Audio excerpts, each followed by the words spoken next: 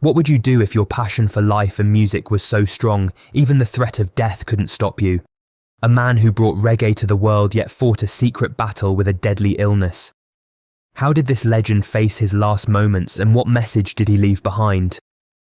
On today's episode of Legends Eternal TV, we're diving deep into the tragic, untold story behind the reggae legend's final days. Bob Marley, a name synonymous with reggae music and peace, was more than just a musician. He was a cultural icon. His music transcended borders, addressing social justice, unity, and the human spirit. But behind the rhythmic beats and soulful lyrics lay a man whose life was cut short by a tragic illness. In the final days of his life, Marley's journey took a somber turn as he battled a disease that would ultimately claim him. Melanoma is a rare form of skin cancer. This is the story of Bob Marley's tragic death, a tale of pain, resilience, and untimely loss.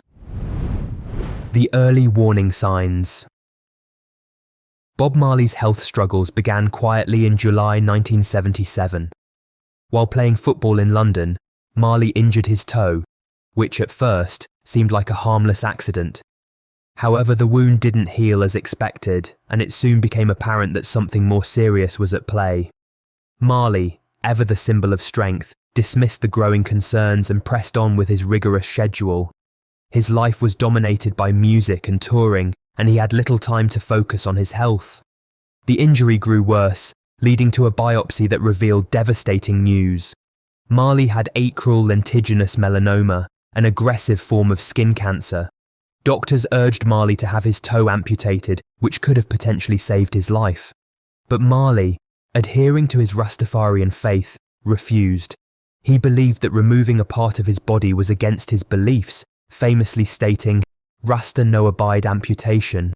Instead, he opted for less invasive treatments, hoping to overcome the disease. The illness spreads. Despite the cancer diagnosis, Bob Marley's relentless passion for music didn't fade. He continued to perform, his presence on stage still electric, but behind the scenes, his health was deteriorating rapidly. By the early 1980s, the cancer had spread to other parts of his body, including his brain, lungs, and liver. Marley's weight began to plummet, and he became increasingly frail, but he pushed on, determined to continue his musical mission. In September 1980, during his last tour in the United States, Marley collapsed while jogging in New York's Central Park. It was a turning point in his battle with cancer. Doctors discovered that the disease had spread extensively, and his condition was terminal. Despite the grim prognosis, Marley kept his diagnosis private from the public and even from some close friends. His determination to finish his tour was unwavering, but his body was failing him.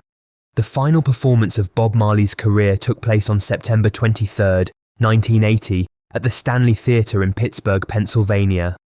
Unbeknownst to his audience, this would be the last time Marley graced the stage. He gave it his all, as always, but those close to him could see that he was struggling. His voice, though still powerful, carried the weight of his illness, and his energy was noticeably diminished. Seeking alternative treatment. After his Pittsburgh performance, Marley faced the harsh reality of his condition. Traditional treatments had failed, and with few options left, he sought alternative medicine. In late 1980, Marley travelled to Bavaria, Germany, to receive unconventional cancer treatments from Dr. Joseph Issels, a controversial physician known for his holistic approach to treating terminal patients. Issels' treatment involved a strict diet, detoxification, and immune-boosting therapies, all designed to help the body fight off cancer. Marley, ever hopeful, spent several months under Issels' care, but his condition continued to decline. His once vibrant body was now a shadow of its former self, and his spirit, though resilient, could not escape the physical toll of the disease. A return to Jamaica. By early 1981, it became clear that Marley's time was running out. His mother, Cedella Booker, and his wife, Rita, both urged him to return home to Jamaica, where he could spend his final days surrounded by family and friends. Marley, who had always seen Jamaica as his spiritual home, agreed. However, his condition worsened during the flight, and he was forced to make an emergency stop in Miami, Florida. Marley was admitted to Cedars of Lebanon Hospital in Miami, where he would spend the last moments of his life. His final days were marked by intense pain, but also by the presence of his loved ones, who remained by his side. Even in his weakened state, Marley's spiritual beliefs remained strong. He continued to pray and meditate, his faith in Rastafarianism offering him solace as his body succumbed to the disease. Bob Marley's final words. On May 11, 1981, Bob Marley passed away at the age of 36. His death marked the end of an era, but his music and message of peace, love, and unity would live on forever. According to reports, Marley's final words were spoken to his son Ziggy. "Money can't buy life." These words, simple yet profound, encapsulated Marley's belief that material wealth was meaningless compared to the spiritual wealth of life, love, and human connection, the global outpouring of grief. The news of Bob Marley's death sent shockwaves around the world. Fans, friends, and fellow musicians mourned the loss of a man whose influence extended far beyond music.